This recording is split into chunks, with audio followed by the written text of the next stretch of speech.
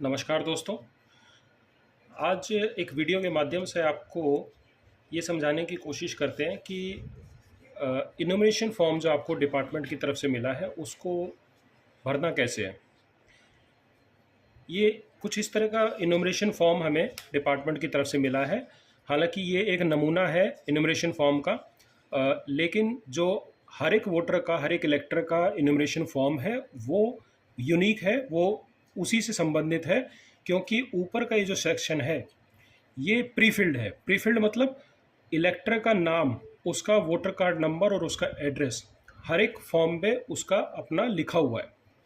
इसके बाद यहाँ पर आपको एक क्यूआर कोड देखने को मिलता है, जिसको अपने ऐप से स्कैन करने पर आपको उस इलेक्टर की पूरी जानकारी अपने ऐप पर दिखाई दी जाती है। इसके बाद उसकी ओल्ड फ़ोटो जो उसके एपिक कार्ड पर अवेलेबल है, वो फ़ोटो यहाँ पर ऑलरेडी प्रिंटेड आपको दिखाई देती है। और एक लास्ट का कॉलम है जो ब्लैंक है, जिसमें आपने उस इलेक्टर से एसआईआर के दौरान पासपोर्ट साइज़ फ़ोटो लेकर के और उसको पेस्ट करना है। इसके बाद नीचे के हमारे पास 3 सेक्शन आपको नज़र आ रहे होंगे। आइए एक एक करके इनको समझने की कोशिश करते हैं। सबसे पहले जो सबसे इम्पॉर्टेंट सेक्शन है वो है नीचे वाला सेक्शन 1। इसको हमने समझने के लिए नंबरिंग कर दी है। ये 1 है, ये 2 है और ये 3 है। तो आइए पहले इस सेक्शन को समझते हैं। इलेक्टर का डेट ऑफ बर्थ, उसकी जन्म तिथि यहाँ पर हमने फिल कर देनी है। उसके बाद आधार नंबर, ये ऑप्शनल वैकल्पिक है, अगर वो उपलब्ध कराते हैं तो आपने उसकी एंट्री यहाँ पर कर देनी है। मोबाइल नंबर आप उनसे पूछ करके यहाँ पर लिख देंगे। इसके पश्चात फादर नेम उनका यहाँ लिख देंगे।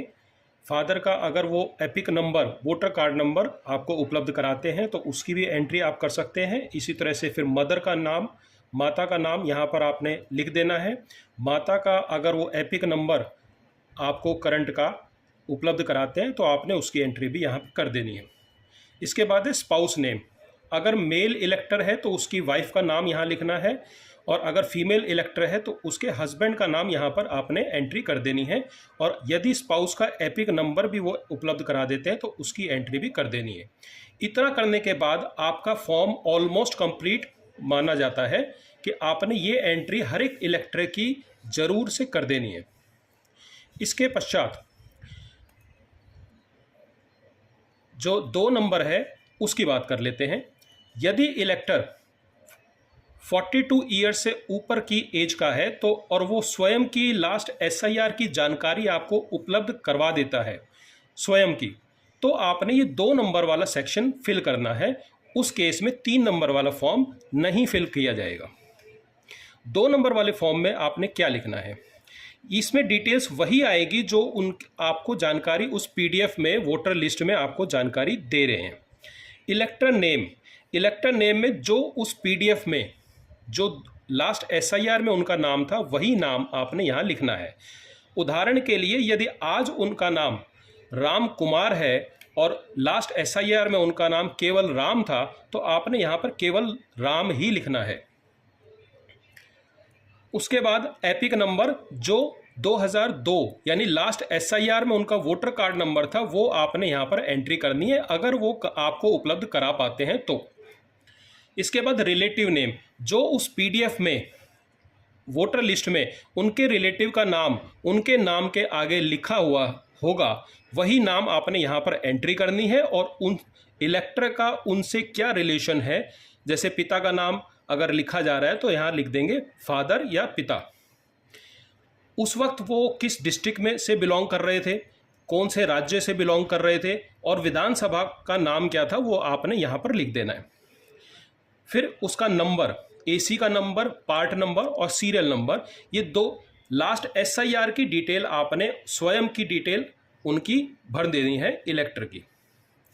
तीसरा हमारे पास कंडीशन आता है कि जिसमें वो स्वयं की डिटेल नहीं उपलब्ध कराते हैं या उनके वोट 2002 में उनका नाम नहीं था, तो उस केस में आपने तीसरे नंबर वाला सेक्शन फिल करना है। तो उस केस में फिर 2 नंबर वाला सेक्शन आपने फिल नहीं करना है, केवल 3 नंबर वाला करेंगे। 3 नंबर में लिखा है कि details of the relative. Relative में या तो माता हो सकते हैं, पिता हो सकते हैं या ग्रैंड पेरेंट्स हो सकते हैं। तो यहाँ पर अगर वो 3 अपनी स्वयं की नहीं करा पा रहे तो पिता की डिटेल अगर उपलब्ध करा पा रहे हैं तो पिता का नाम यहाँ पर आएगा। पिता का अगर वो उस वक्त का लास्ट SIR का नंबर आपको एपिक नंबर उपलब्ध कराते हैं तो उसकी डिटेल आपने यहाँ फिल कर देनी है। रिलेटिव नेम, उनके पिता के नाम के आगे PDF में लिस्ट में जिसका नाम लिखा था उनका नाम यहाँ रिलेटिव का नाम लिखना है, यानी कि ज़्यादातर केसेस में इलेक्टर के दादा का नाम यहाँ पर आएगा। रिलेशनशिप, यानी कि ऊपर जिसका नाम लिखा है उनसे इस रिलेटिव का क्या रिलेशन है, तो यहाँ पर लिख देंगे फादर या पिताजी। ये पिताजी जिसका नाम यहाँ पर आपने लिखा है वो किस डिस्ट्रिक्ट से बिलोंग कर रहे थे 2002 में या लास्ट SIR में, किस राज्य से थे और उनके विधानसभा का नाम क्या था, फिर नंबर, पार्ट और सीरियल नंबर। इतना सेक्शन आपने ये कंप्लीट कर लेना है। इसके पश्चात एक नीचे छोटा रह जाता है ये पोर्शन कि सिग्नेचर या थंब इम्प्रेशन। ये इलेक्टर भी कर सकता है या उनके परिवार का कोई अडल्ट, कोई वयस्क व्यक्ति, सभी अपने घर के परिवार के सदस्यों का खुद साइन करके दे सकते हैं आपको।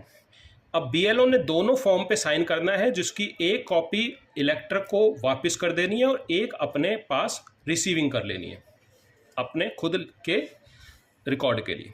धन्यवाद।